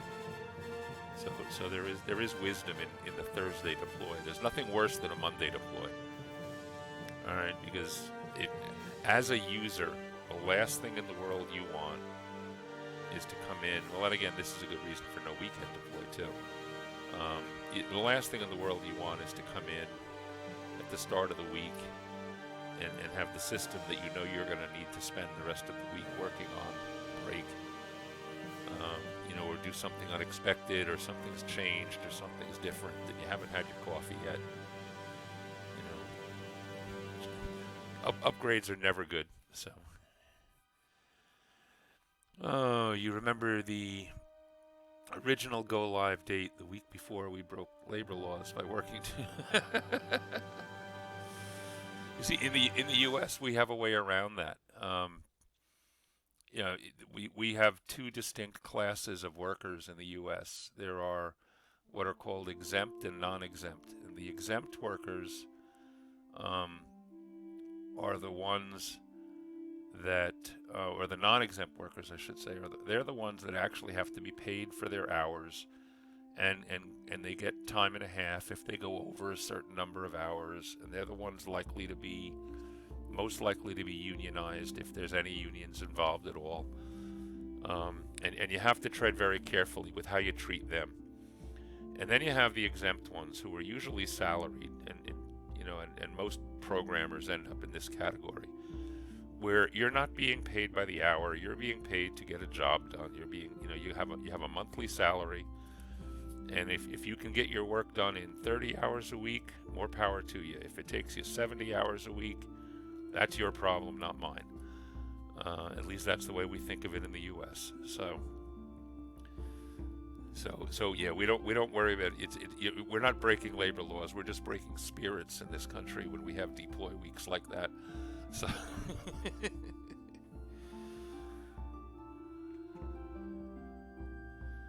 okay, so why do I have autosave off? I can turn autosave on. Oh, that goes to OneDrive. I don't want to do that. We'll leave that off.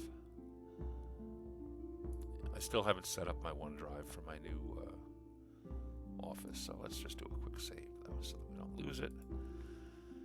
Okay, maximum 60 hours a week, 55 hours a week, over 4 weeks, 48 hours a week. Yeah, lucky you. If you worked as a programmer in the financial sector in New York City, 60 hours is a normal week.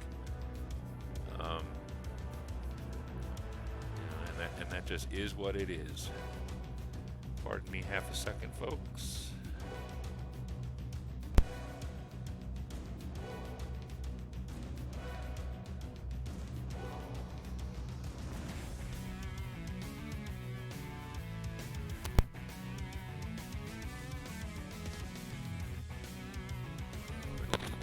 It'll be nice when the grass pollens die down. Okay, so I think what I'm left to. So let's see, how is this fight gonna go off? Let me do a quick talk through this fight. Although we're gonna run into ad problems again if I do this, I'm sure. So party of either 4, 5, or 6 people comes up against these 3 frog folks. The frog folks circle around to attack them. They start to close. They slap them with their tongues, which is going to be their surprise number 1. And surprise number 2 is each one of them gets to do this once. As soon as after their first successful hit against each of the bad guys, they're going to launch their terrifying croak.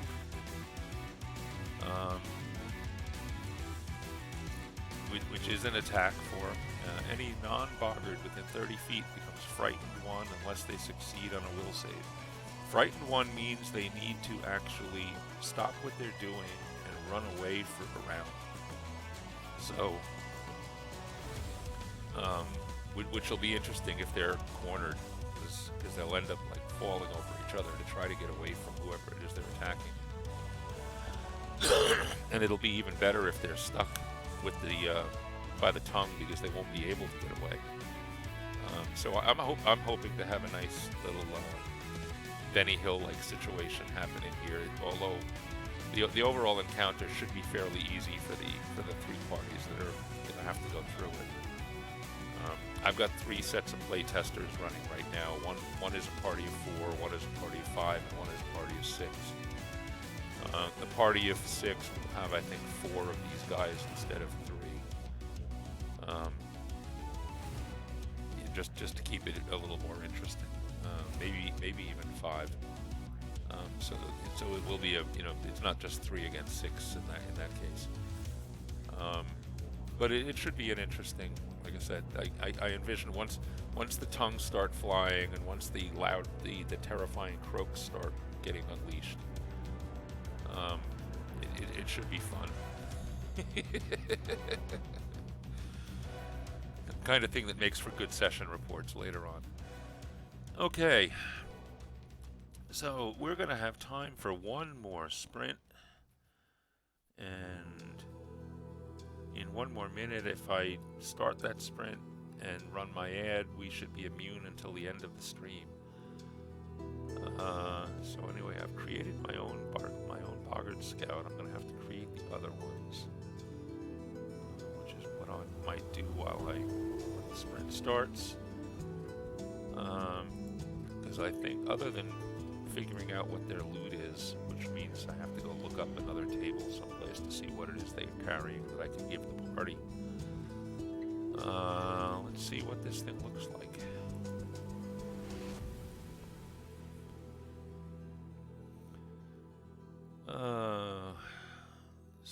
Script. Instructions.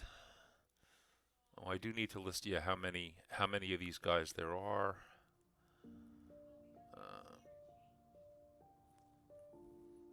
Combat strategy. I need to put together. Right now, I'm using my default quote as readable script.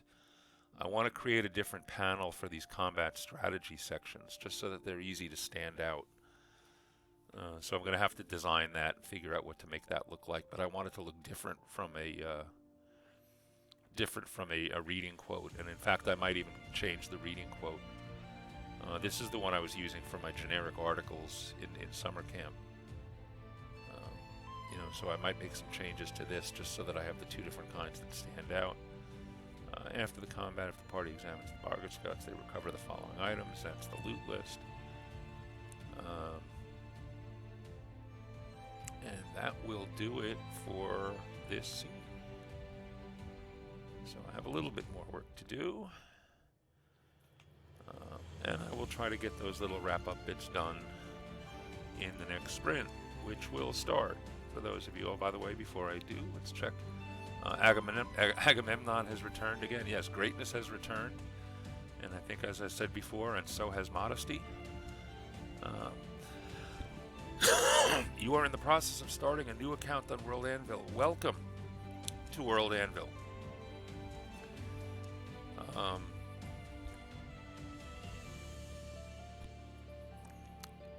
If I may ask, and you need not answer if you do not choose to, are you going for a paid or a free account, at least initially?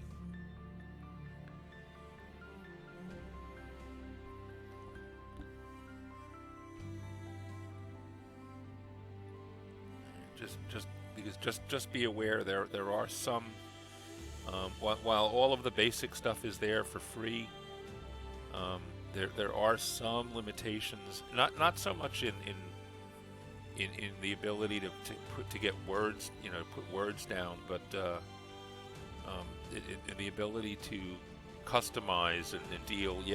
It's not a bad idea. Start with the free and understand a little more what it's about, and you'll get a chance to see what other people are doing in it. And one of the things you will notice is that there's a lot of like my stuff is actually not too far off the default style, but you will find people who are publishing articles that you'll read that have really awesome web presence, as far as the look of the page and selections and things. A lot of the ability to do that fancy customization comes with the paid subscriptions. But the free, you can do all the writing you need to do, and that's that's the important part. And the stuff that there are some themes that you can use, so you can do some customization even as a free person. They call them freemen, but I know there's a move afoot to call it free folk. I think is what we all agreed on was free folk. But Yeah. If you decide in the future that you want a guild membership to get access to other features, then you do that when you're ready for it. Um, Make sure you join the Discord.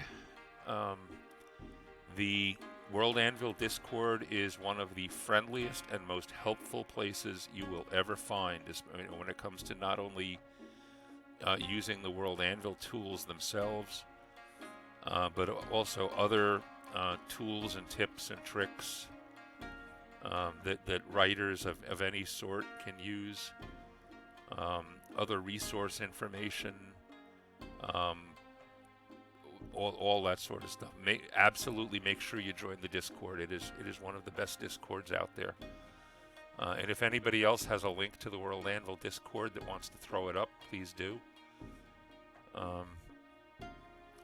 So that Agamemnon can get in there. From a tech perspective, it looks like World Anvil will help you integrate Twitch, YouTube, Patreon.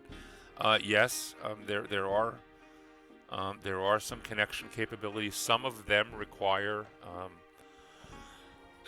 do require some guild membership levels. An ad break has interrupted my explanation. Yeah.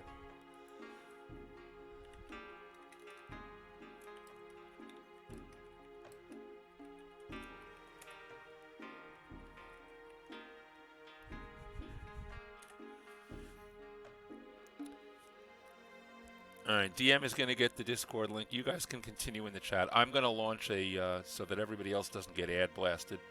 I'm going to launch the last sprint of the day, and that should be the end of the ads, the 1-minute ad that starts on that.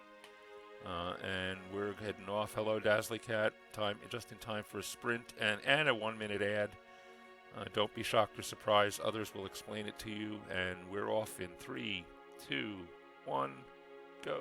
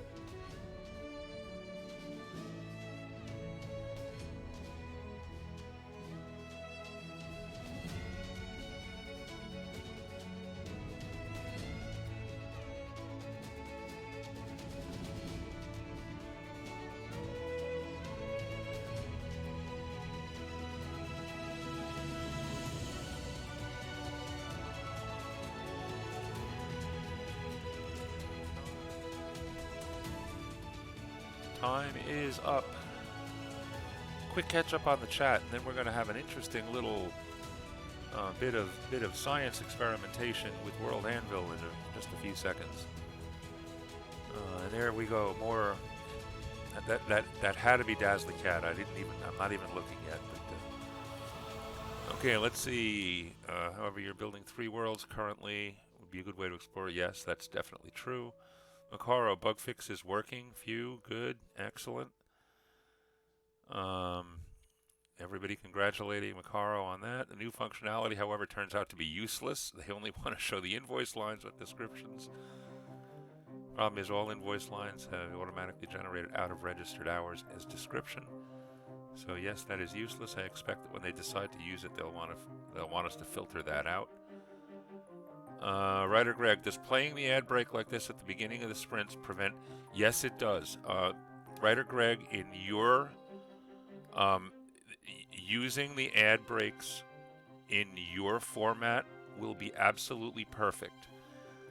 Run the ad break at the beginning of the sprint, all right, because you're very strictly timed 10 minutes on, 5 minutes off, so you'll never hit the 21 minutes. I will tell you that a couple of times today, I've spent a little too much time talking in between the sprints, and sure enough, maybe not right at 21 minutes, but before you get to 23. People are writing in chat that they're getting hit with ads. So I think you're in perfect position, Writer Greg, to deal with this. Again, make it a point that the first thing you do after you launch a sprint, you do your music up, microphone down, ads on, and send the ad out.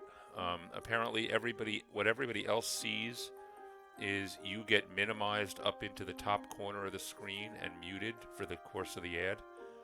And then when the ad comes back, you come back. So, if that makes more sense for somebody like a gamer, where you'd actually still see the action going on the game. In our case, like I said, if you're doing a sprint, it's really not that big a deal. To have that minute occupied that way, but at least you're in control of it. Those of us who have a little less structure in their streams are either going to have to, we're going to have to get more structured, I think, in order to keep control of the ad situation. And at least every 20 minutes, at least 3 times an hour. Plan those breaks, because otherwise people are going to get interrupted in the middle of something you're doing, and that is going to get horribly annoying. Yes, and DM Stretch said it's an experiment. Yet I'm sure Twitch is going to get a lot of responses, one way or the other.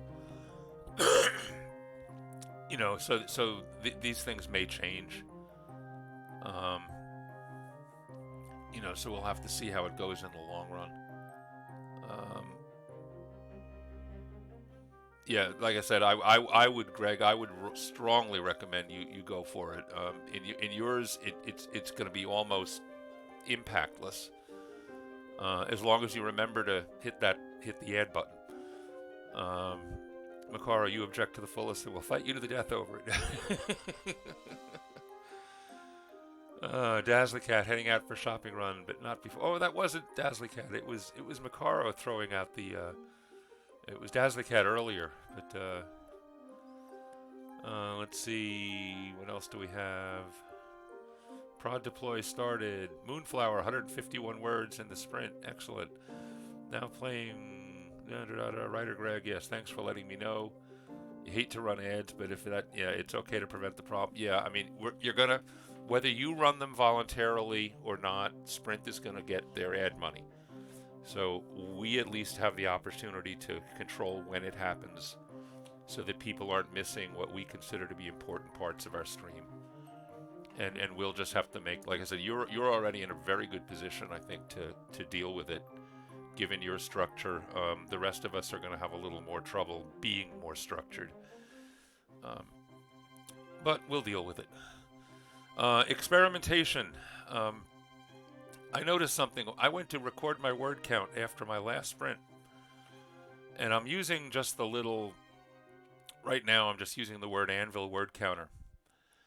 And the sprint before this one told me I had 900 something words. So either I misread that horribly, or I added text and removed several hundred words during my last sprint. Now, I don't think I removed several hundred words during my last sprint, but what I did do, and this is where the experiment comes in, was I replaced, if I can bring up the view of the article, I replaced the full block for the Boggart Scout. That's an old one, isn't it? Yeah. I replaced the full block for the Boggart Scout with the short link for the Boggart Scout. And yeah, I know it counts BB code, but I have a feeling what it did, not only that, was I'm going to try something. All right, right now this is the way my article stands. All right, it's got this text and it's got this link to a stat block. All right, that this is what's visible, and in the code and in the text itself, that shows up as this block link. All right, if I change the word block link to block,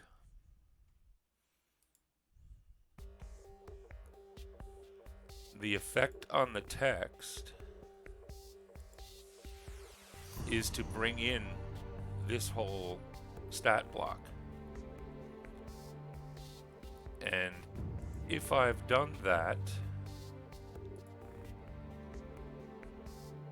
what does it do to the words? No, it didn't change them. Okay. I must have either been out of my mind or looking at the wrong article or doing something, because I had a 900 something word count earlier in the day.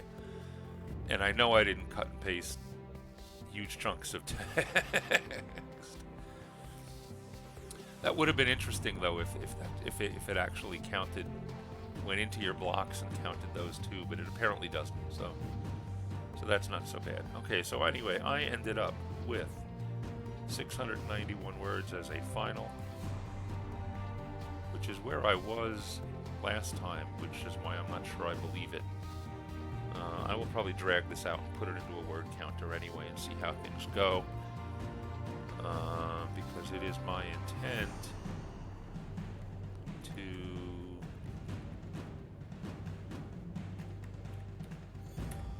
start recording this stuff over on Nano as my work for the day. I'll be doing more work during the day, but for now I have 612 words in for the day.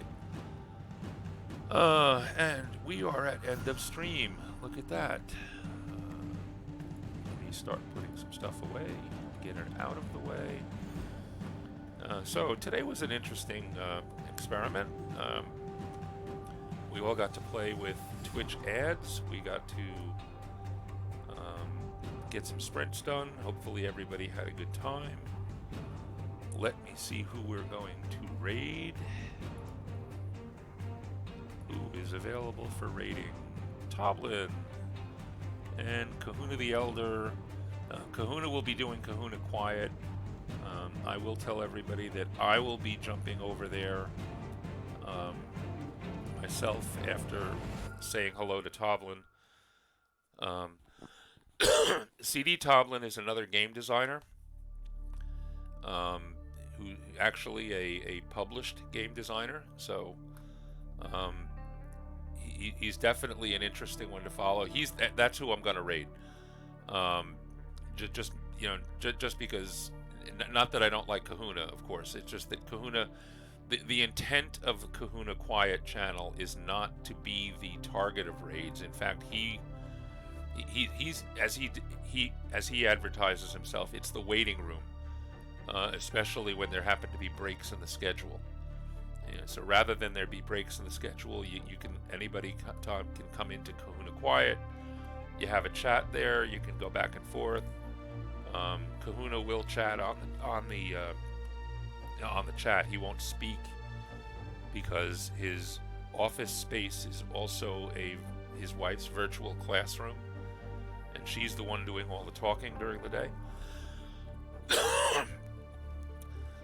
But again, the intent is not to be the. I mean, if there was nobody else on, I would definitely raid him just to keep everybody going.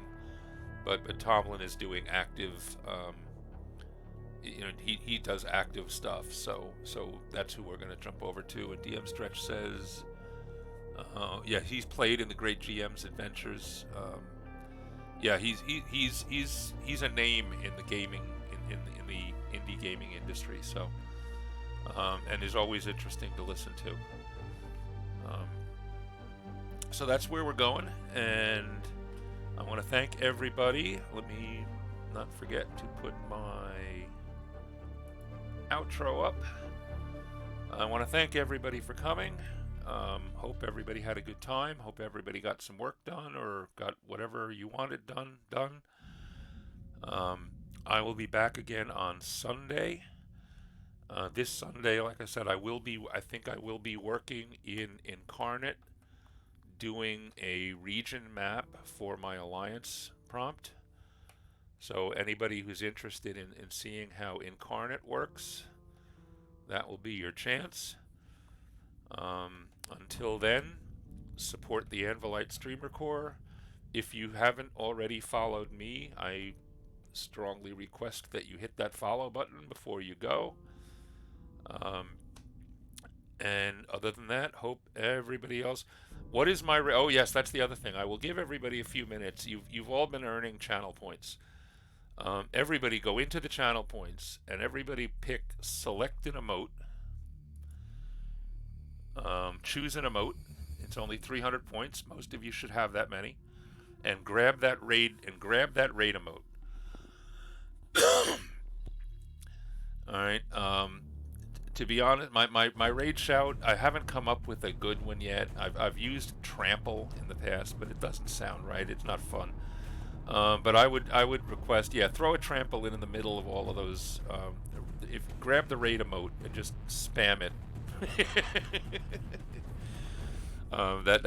That's my idea of a good shout. Now I'll give everybody a minute or two to grab that emote. Like I said, for 300 channel, I'm going to lower the channel point count for that. For choosing emote, so that everybody can make sure they grab one. And feel free to use it anywhere and everywhere for the next 24 hours. It'll be yours for 24 hours.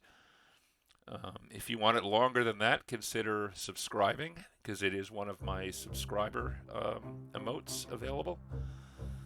All right, and so if everybody is ready, I will get the raid started. And as I said, thank you all for coming. And we will be raiding in 4, 3, 2, 1. Have a good one, everyone.